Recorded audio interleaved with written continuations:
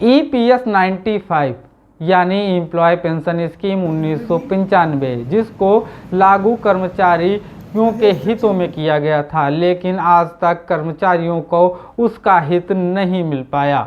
कारण रहा कि इस स्कीम के अंदर कई खामियां थी, जिसका विरोध प्रदर्शन हुआ। लगातार संघर्ष जारी है, आज भी संघर्ष चल रहा है। इसी संघर्ष की कहानी में आज बातचीत की लखनऊ प्रांत के राष्ट्रीय समन्वयक राजीव भटनागर से। आइए सुनते हैं क्या कुछ कहते हैं इस पूरे संघर्ष को लेकर राजीव भटनागर।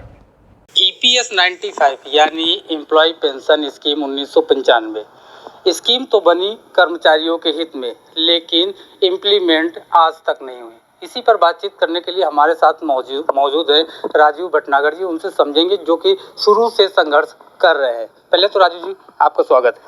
धन्यवाद। जो ये EPS 95 संघर्ष समिति का जो संघर्ष है, ये क्या है? शुरू से लेके जो आप लोगों ने संघर्ष शुरू किया, क्या किन चीज़ों को लेकर चीज़ें थी? मैं राजीव भटनागर, चीफ कोऑर्डिनेटर हूँ EPS 95 राष्ट्रीय संघर्ष समिति के। हमारे साथ हैं उमाकांत सिंह जी, ये वाइस प्रेसिडेंट हैं सेंट्रल जोन के।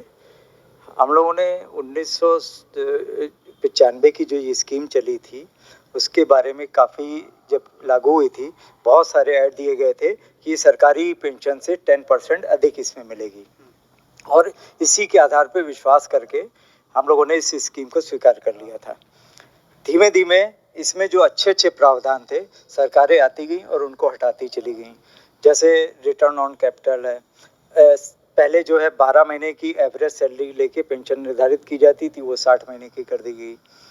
और जो हमारा पैसा था उस पर जो इन्होंने ब्याज दे के जो हमें दे रहे हैं, ये अगर हम लोग जोड़े तो अगर हम 1995 से आज तक अगर हम वही कंट्रीब्यूशन को अपने अगर किसी बैंक में सीनियर सिटीजन स्कीम में भी डालें तो भी वो जो है 90,000 रुपये प्रति वर्ष हम लोगों को ब्याज मिलता है, यानी राजू जी पहले तो ये समझना चाहेंगे कि आपको कब ऐसा लगा कि संघर्ष करना चाहिए? कौन सी ऐसी बातें थी जो आप लोगों को मजबूर किया संघर्ष करने के लिए?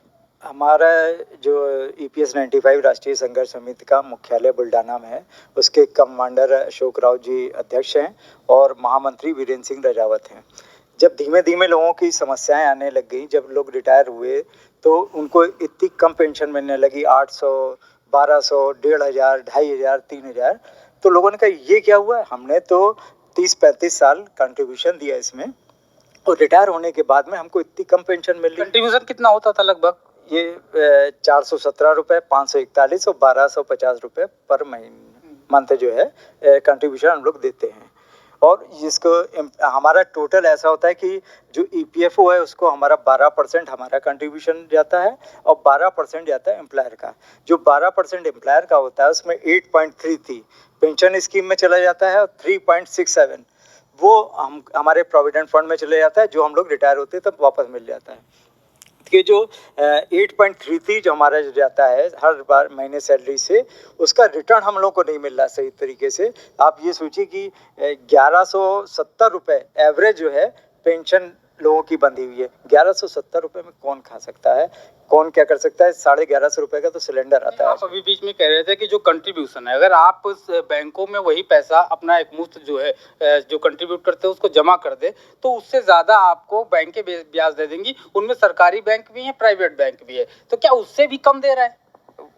भाई हम जितना हमारा कंट्रीब्यूशन जमा होता है उसको अगर ब्याज सहित लेंगे तो 10 लाख से ऊपर होता है। आजकल भी जो बैंकों की स्कीम चल रही है, सीनियर सिटीजन स्कीम है, सेविंग बैंक की, ये हर बैंक में खुली हुई है वो स्कीमें। अगर उसमें भी हम 10 लाख रुपए डाल दें तो 90,000 रुपये प्रति वर्ष ब्याज मिलता है उसमें, यानी 7,500 रुपये महीना। और ये हमको दे रहे हैं 2,000, 2,500 रुपये।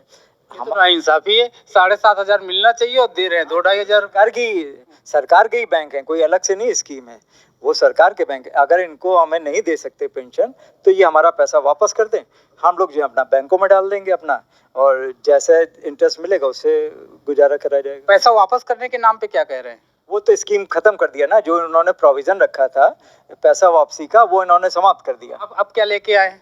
अब कुछ नहीं लेके आए। उसमें से वो प्रोविजन जो अच्छे वाले थे, पेंशनरों के हित में थे, वो धीमे धीमे खत्म होते जा रहे हैं। इसकी बहुत पहले से कंप्लेंट हो रही है कि इसको बढ़ाया जाए। तो कोश्यारी कमेटी ने 2013 में रिपोर्ट दी थी कि इनकी 3,000 कर दी जाए मिनिमम पेंशन। उस वक्त दूसरी गवर्नमेंट थी, तो बीजेपी गवर्नमेंट के मंत्री जो थे मजाक उड़ा रहे थे कि 1,000 रुपये पेंशन। कौन था? प्रकाश जावड़ेकर जी है, कई सारे उनके वीडियो आज भी हैं। तो उन्होंने मजाक उड़ाया था, 1,000 रुपये पेंशन बढ़ा के, ये तो टुकड़ा हुआ, फेंकना हुआ, हम तो 3,000 करेंगे। पर आज तक वो 3,000 नहीं हो पाई। और अगर उस वक्त भी 3,000 कर देते और उस पर अगर डीए देते तो वो 8-9 हज़ार रुपये आज होता। तो अभी जो लड़ाई है आप लोगों की, अगर देखें तो कौन से सरकार की गलत नीतियों की वजह से आप लोगों ने लड़ाई छेड़ी है? ये हर सरकार की गलत नीति है। जिम्मेदार कौन सी सरकार है? सब सरकार हैं, थोड़ी बहुत, कोई थोड़ी है, कोई ज़्यादा है। और 2014 के बाद से तो इसमें सारे अच्छे प्रोविज़न बिल्कुल ख़त्म कर दिए गए और ना कोई सुनने वाला है उसको। तो हमारा ये कहना है कि हमको पैसा वापस कर दिया जाए। और दूसरे, हमें जो 60 साल का जब हो जाता है कोई व्यक्ति, तो उसके लिए इलाज कराना बहुत मुश्किल होता है, उसके बीमार भी ज़्यादा होता है। तो हमको फ्री मेडिकल सुविधा दी जाए, आयुष्मान योजना की तरह हमारा कार्ड बनवाया जाए। केंद्र सरकार हो या राज्य सरकार हो, उनका तो ये दावा है कि हम लोगों को स्वास्थ्य सुविधाएं जो है वो मुहैया करवा रहे हैं। खास करके सीनियर सिटीजन की अगर हम बात करें तो आयुष्मान योजना के तहत, अन्य सारी योजनाओं के तहत आप लोगों का कंट्रीब्यूट होने के बाद भी आप लोगों को वो लाभ नहीं दे रहे हैं। आयुष्मान योजना में इतनी राइडर्स लगे, शर्तें हैं कि उसमें हम लोग नहीं आ पाते हैं। वो क्या वैसे वो शर्तें हटाई नहीं जा सकती है क्योंकि आपने 60 साल सेवा की है देश की? नहीं, वो रख ही रहने दें, उन शर्तों को अलग कर दें। जैसे ही उत्तर प्रदेश में पंडित दीनदयाल उपाध्याय कैशलेस चिकित्सा सुविधा प्रदान की गई, उन शर्तों को हटा के सरकारी कर्मचारी और सरकारी पेंशनर को वो सुविधाएं दी गई हैं। 5 लाख तक के फ्री मेडिकल सुविधा, उसी प्रकार के हम लोगों को भी कार्ड दे दिए जाएं।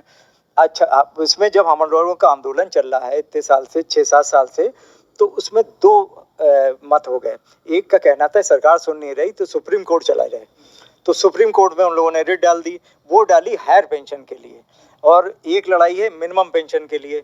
हायर पेंशन में ये है कि जो आपका कंट्रीब्यूशन रहा है उस पे उनका कहना है कि लीगली हमको इस तरीके से जो सीलिंग लिमिट है उससे हमारी ऊपर कटौती की गई है, उस पे हमको हायर पेंशन दी जाए सीलिंग से ऊपर के लिए। और मिनिमम पेंशन का ये है कि हम लोग कंट्रीब्यूशन दे नहीं सकते ज़्यादा, तो हम लोगों को मिनिमम पेंशन कम से कम 7,500 रुपये देनी चाहिए। अब जो हायर पेंशन के लिए सुप्रीम कोर्ट का 4/11/2022 को निर्णय आया, उन्होंने कुछ शर्तें रखी कि आपको इन शर्तों को अगर आप पूरा करते हैं तो आपको हायर पेंशन मिल जाएगी। पर उसमें यह है कि हम लोगों से 1995 से जो हम लोगों ने अबव सीलिंग लिमिट से जमा किया था, उसको हमें जब रिटायर हुए तो वापस कर दिया गया। अब ईपीएफओ कह रहा है कि उस सबको वापस करिए हमको और उस पर हमें ब्याज दीजिए, तब हम आपको हायर पेंशन दे पाएंगे।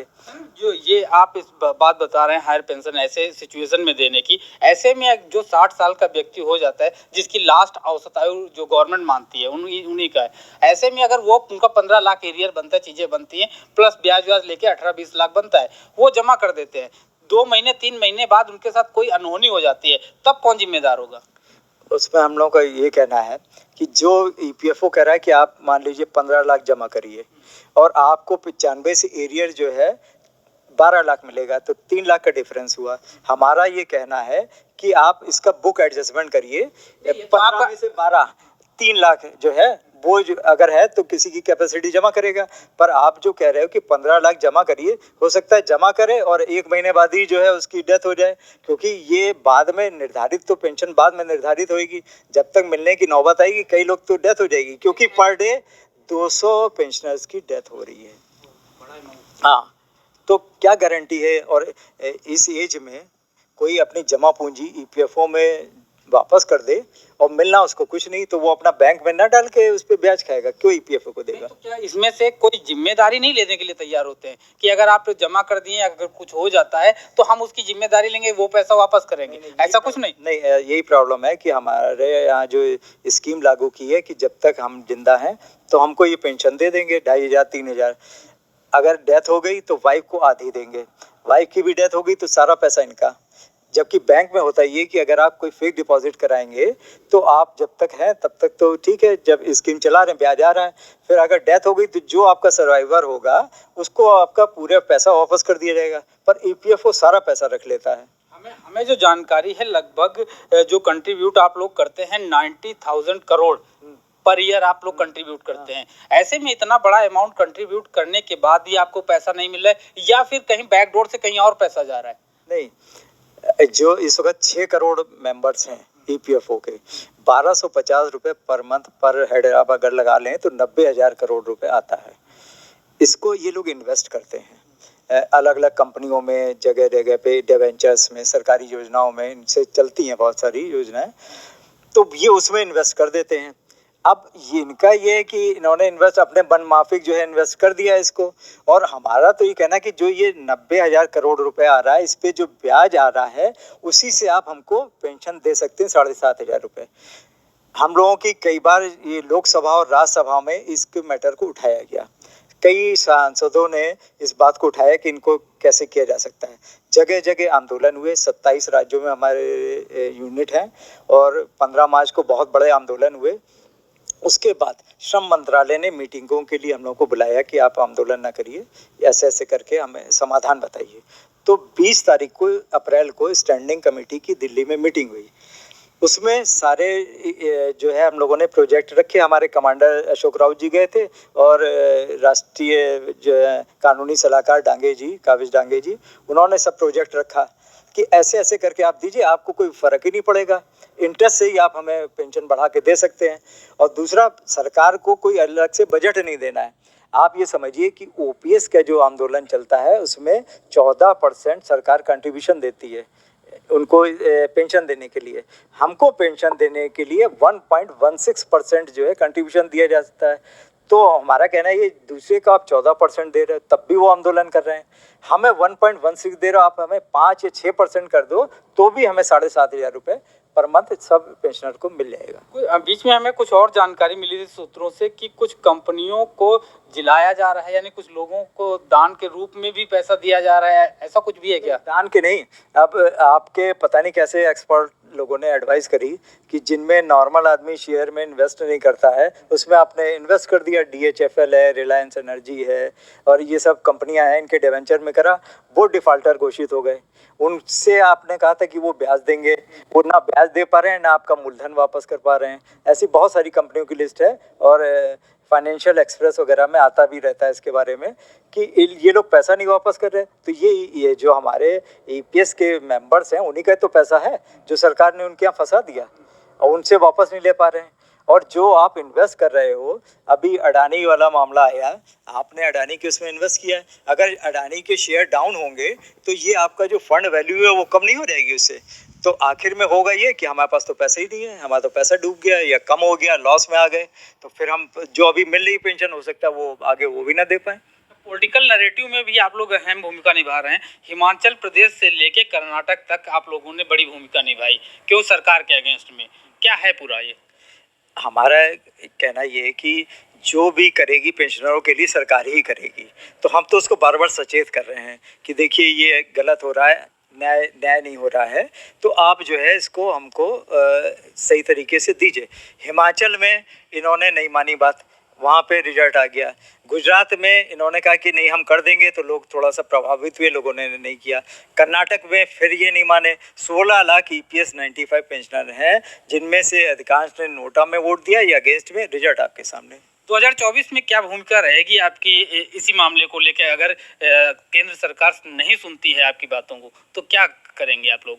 ये हमारी सेंट्रल लीडरशिप जो है वो डिसीजन लेगी। हम लोग अभी से सचेत करे दे रहे हैं इनको, और जो संसद का मानसून सत्र आ रहा है उसमें फिर से बात उठाएंगे और ये अल्टीमेटम देंगे कि अगर हमारी नहीं सुनी जाएगी तो यही परिणाम होंगे आगे इलेक्शनों में।